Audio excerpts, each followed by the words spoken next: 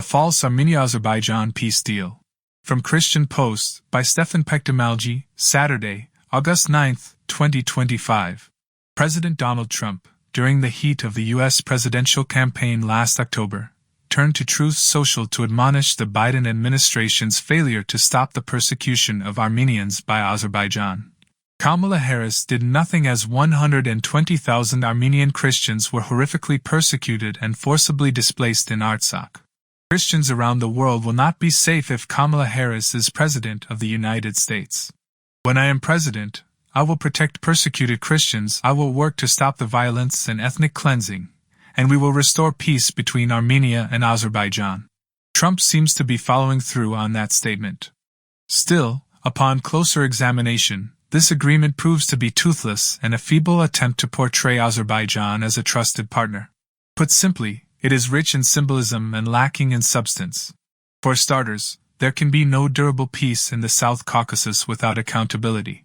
Azerbaijan, a country led by its petro-dictator Ilham Aliyev, has shown an unwillingness to respect human rights or uphold the rule of law. He has deftly used his country's natural resources and geography to secure countless geopolitical deals and curry favor with global leaders on the world stage. That is why the United States and Europe failed to prevent Azerbaijan from starving Armenians living in their ancestral homeland of Artsakh, also known as Nagorno-Karabakh, during a 10-month road blockade which culminated in the ethnic cleansing of more than 120,000 Armenians from the region in September 2023, making it the largest displacement of Armenians since the Armenian Genocide of 1915. Since taking over the enclave, Azerbaijan has demonstrated a behavior that contrasts sharply with the desire for peace, indicating a preference for confrontation and even violence. They continue to hold Armenian political prisoners and prisoners of war in jail without due process. These sham trials and proceedings have been criticized by Amnesty International and Human Rights Watch. When pressured by external voices, Aliyev ordered the International Committee of the Red Cross, ICRC, to leave Azerbaijan, which was a direct attempt to limit the only access these Armenian political prisoners had to the outside world and report on their condition. While pursuing peace, Azerbaijan has also embarked on a campaign of cultural erasure of Armenian churches, monasteries, kochkars, cross-stone monuments, and other religious and historical sites in Artsakh that have stood in the region for thousands of years. Under the pretext of restoring Armenian churches and religious sites to their original form, Aliyev is trying to wipe out the existence of Armenian culture and identity in the region. Already, Azerbaijani forces have defaced or destroyed an estimated 400 Armenian churches and other religious sites since 2020. Armenian culture has been closely defined by its Christian faith since its introduction in 301 AD, making Armenia the oldest Christian nation. By dishonoring and destroying that history, Azerbaijan is not signaling that it wants a genuine peace with Armenia. Even after absorbing Artsakh, Aliyev now claims large parts of Armenia's territory as Azerbaijan's historical lands, while calling Armenia Western Azerbaijan.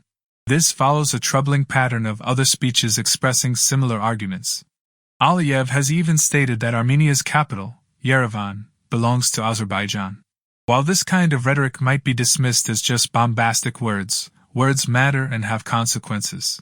Despite this overwhelming evidence of Azerbaijan's true intentions, President Trump continues to ignore the realities on the ground. In many ways, Trump is reneging on his campaign promise to protect Christian Armenians from further persecution and hold Azerbaijan responsible for its actions. He seems more interested in Azerbaijan's natural resources than he is in the lives of Armenians or regional stability. Therefore, any meaningful peace deal between Armenia and Azerbaijan must include the immediate release of all Armenian political prisoners and the unconditional release of all Armenian POWs. It must also include the end of Azerbaijan's religious and cultural mistreatment of Armenian antiquities and holy sites and rebuke all forms of historical revisionism that can be used as a pretext for future attacks on Armenian sovereignty. And it needs to enforce the International Court of Justice, ICJ, ruling that ordered Azerbaijan to allow the return of Armenians to Artsakh in a safe, unimpeded, and expeditious manner. Peace should always be the end goal, but there can be no coexistence and tolerance in the region without accountability. So far, Azerbaijan has shown that it does not want peace. They want Armenia.